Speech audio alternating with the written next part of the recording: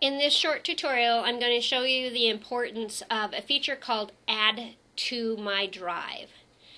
So again, on the theme of trying to organize our Google Drive area, I'm going to show you that there is a great way in which to make your own folders or track folders. So in a previous video, you were given instructions on how to make folders. As you can see, I have many folders here. I've even color-coded some of them. I could color code, change color in this one. Let's make this red because it's important.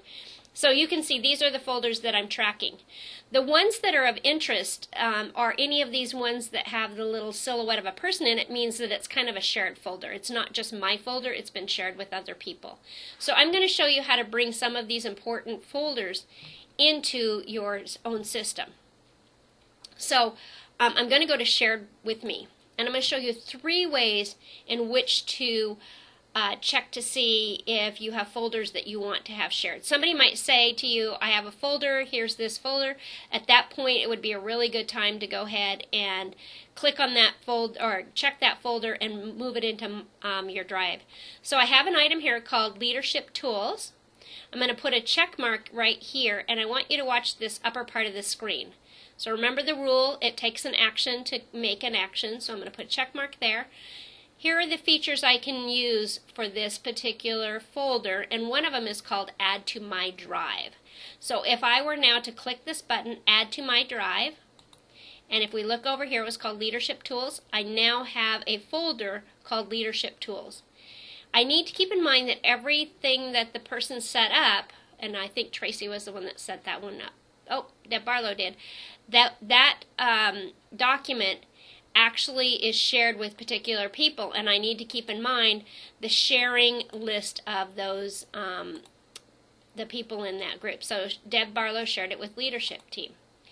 So let's go back to Shared with Me. I want to do a couple of other ways. I'll show you a couple of other ways in which you can check on folders that you want to find out if they're active enough for you to track. So the grid is one way to look at it. Another way to look at finding folders, because they're not always easy to find, is to change your view. You can see these really easy when you change the view. So I have one here called Tech 2014 Days. Oh, I've already shared it with myself, so I don't need to do that one. Let me see if I have permission to grab this one and share. So this is called K+. If I put a check mark here, let's watch at the top. I could add this folder if I want. If it was an active item, the same thing. Now sometimes you'll click on a folder. Let me find one here. I think it's this one. If I click on this 6th grade, the person that created this folder gave me permission to view some documents in it, but did not give me permission to move it into, as a whole folder, into the drive. So what they missed was changing the permissions to anyone with the link, and that's okay. If you do want it, you might tell the owner in the permission fields to go up under the broad permissions and give it anyone with a link, and that will allow you to move it into my Add to My Drive. I wanted to show you one other way that's a quick way to find folders. This is very powerful. This is one of the things that will also help you organize things a little bit better, because you can organize them by different types of files that you're looking for. In this case, I want to look for just folders. So as you can see, it's really clean. All I find are folders. If there's something that I wanted to track now, I could do the very same thing. I could click on it. I probably already have permission because the Add to My Drive didn't show up. I can also see this in a list view.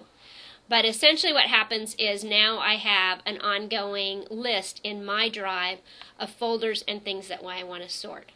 As a reminder, items that are in the Shared with Me list are just items that are pointers. If you were to delete an item, so if I were to delete these items right here from Tracy's sharing list, and I go delete, it did not delete the file from her or anybody else. It just deleted my path to those files. So if I want that path back, I probably have to go to Tracy and say, can you share those with me again? I lost my path to that. I did not delete the file from the whole system. So hopefully this is helpful in organizing a little bit more of your Google Drive.